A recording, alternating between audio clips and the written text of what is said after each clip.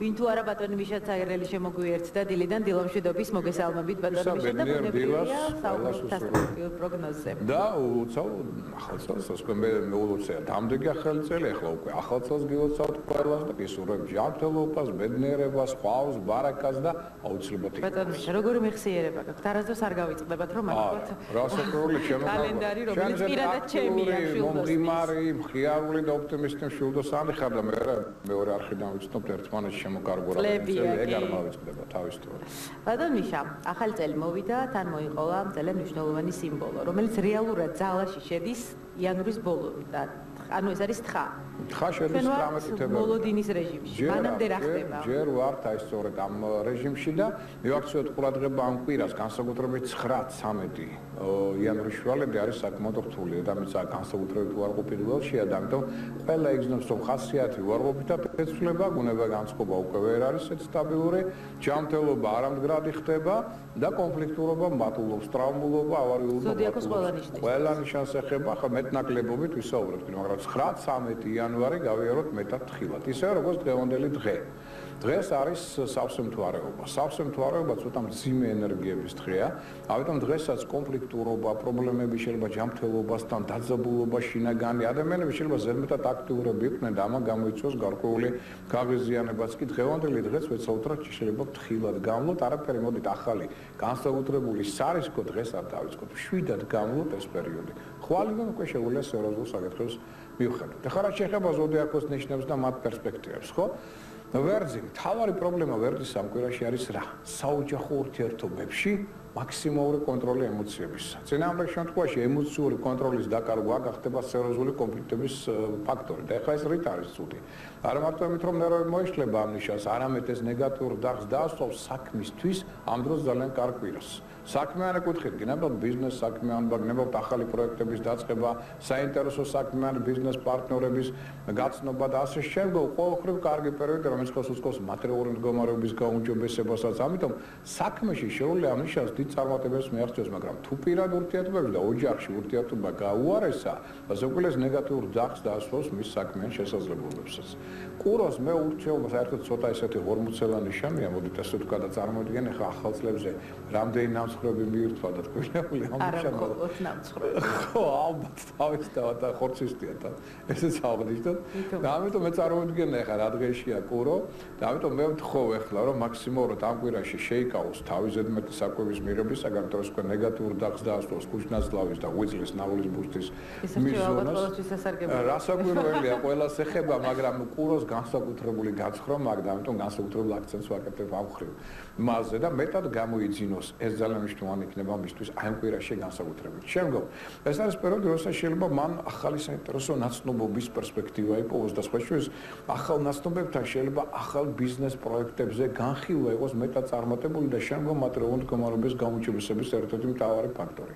ჯანმრთელობა მეტნაკლებად ინარჩუნებს გრადობას და მოემზადოს, იმიტომ რომ პერიოდი რომელიც უკვე 13 რიცხვის შემდგომ დაიწყება მის ცხოვრებაში იქნება ძალიან სასიკეთო და წარმატებული, ამიტომ შუან რომ იქამდე მან ცოტა დააგროვოს აი ესე ვთქვათ ენერგია, რომელიც ესაჭიროება, არ გადაიტვირთოს ზედმეტად იგივე კვები და ცოტა გამოიწიროს. ამიტომ ეს პერიოდი არის მოსამზადებელია შემდგომი წარმატებებისათვის. თუმცა 9-დან 13-მდე მასაც მართებს ცოტა მეტი თვითკონტროლი საკუთარი ემოციის მიმართ. რაც შეეხება ყუპებს, აქაც გამოძინება ერთ-ერთი მთავარი ფაქტორია მათთვის და გამოიძინეთ შეძლებს და გვარა და მე არ გირჩევ თუგან დაგეგმილი მაგალითად შორეული, ასე ვთქვათ, გადაფრენები რაღაც აბსოლუტურად სხვა კლიმატურ პირობებში. აი საერთოდ ყუპებს ეს პრობლემა არ აწუხებთ, მაგრამ აი ამ კვირაში სწორედ შეიძლება უცებ გადაფრენა სხვა კლიმატურ პირობებში, სადაც სხვა ტემპერატურა შეიძლება ძალიან ცუდად აღიქვას ორგანიზმმა და ამან მისცეს შეიძლება ზოგს ალერგიული რეაქციები, შეიძლება გამოიწვიოს ემოციური გაღიზიანება და ასე შემდგომ. ამიტომ ესეთ შორეულ გადაფრენებს მაინდამაინც ამ კვირაში არ ურჩევ.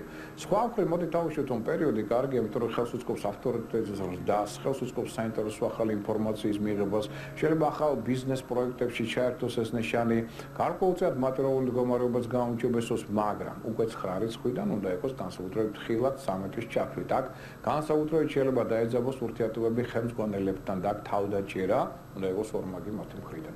რაც შეეხება კირჩხებს, აი კირჩხებისთვის ალბათ ერთ-ერთი საუკეთესო პერიოდია. კირჩხები და თხის კაური განსაკუთრებული ფავორიტი ამ კვირისა. კირჩხები შეძლებს თავისი შარმის, გაძლიერებული შარმის გამოყენება ზოგი პირადი კონტაქტებისთვის, შეიძლება რომანტიკული ურთიერთობებისთვის, ზოგი საოჯახო ურთიერთობების გასაუმჯობესებლად. ამის გარდა აქ შეიძლება ძალიან საინტერესო სპონსორები იპოვოთ, საინტერესო ადამიანებთან გახვიდეთ კონტაქტზე, რომელთაგან მიღებული ინფორმაცია ხელშეუწყობს შემდგომ თქვენი იდეების რეალიზაციას. ენერგოტონუსი მეტნაკლებად მდგრადია.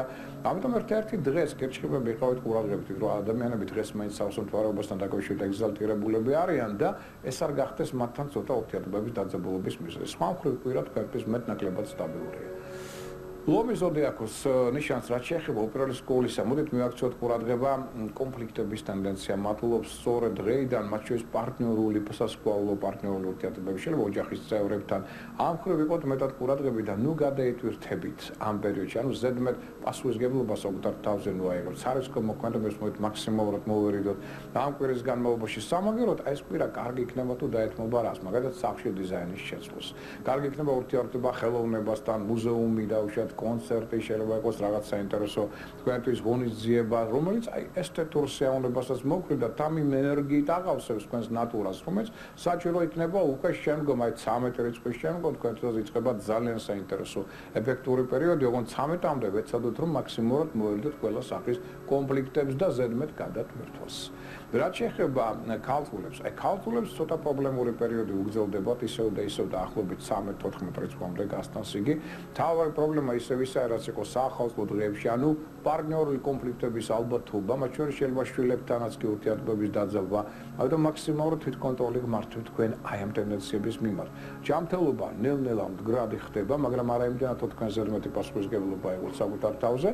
ეს პერიოდი, რომელიც თანდათან ხელში უწყობს ახალი იდეა პროექტების ჩამოყალიბებას. შეიძლება ესეთი ადამიანების გაცნობას, რომლებიც შემდგომ უკვე 14 რიცხვიდან თქვენთან ერთად დაიწყება რაღაც ახალ ბიზნეს პროექტებს და მათ განხორციელებას და ამ პრევენციულად რომ 14-მდე ეს პერიოდი მაინც მეტი თავდაჭერით იმდახებულობით გავლოთ, არაფერი მშვენი აქ არ დავიწყოთ.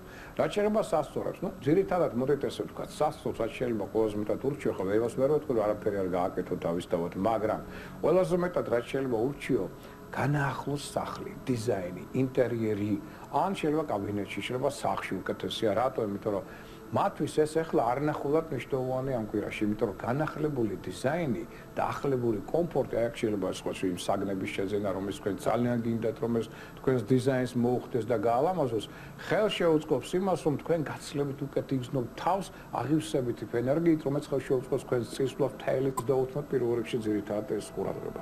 ეხლა მორიელთა უმრავლესობას მაქსიმალურად თავის შეკავება მართებს კამათისაგან, როგორც სახლში, ასევე სამსახურში, იმიტომ რომ ეს დაძაბავს საერთო ჯამში კარგ კვირას. საქმიანი კუთხით, მატერიალური მდგომარეობის კუთხით, პროფესიონალური წინასწრის კუთხით კარგი კვირა, მაგრამ აი ზოგჯერ კამათი შეიძლება კოლეგებთან, ხელმძღვანელებთან და პარტნიორებთან შეიძლება გახდეს მიზეზი არასასურველი თქვენი შეფერხებებისა საქმიანი კუთხით. შეუდარსთვის საუკეთესო პერიოდია, ენერგოტონუსი საკმაოდ გრადია გამიშას, განწყობაც ნორმალურია, ამიტომ ხელს უწყობს იგი მნიშვნელოვანი პარტნიორული ურთიერთობების ჩამოყალიბებას, მოგზაურობას. ძალიან კარგია ეს პერიოდი ახალი ინფორმაციის, ასე ვთქვათ, მისაღებად, ახალი ხალხის გასაცნობად უგნებათ ეს რომელიც შემდგომ შეიძლება პარტნიორების გახდნენ ბიზნეს საქმიანობის კუთხით, მათ შორის უცხოელებთან კონტაქტი იქნება მეტად სასიკეთო. ამიტომ შემა უნდა იაქტიუროს მაქსიმალურად. თუმცა 9 რიცხვიდან მე მას 13-მდე არ ურჩევ ამ ნიშანს რაღაც ახალი მნიშვნელოვანი პროექტების განხორციელებას, უმჯობესია თავი შევიკავოთ.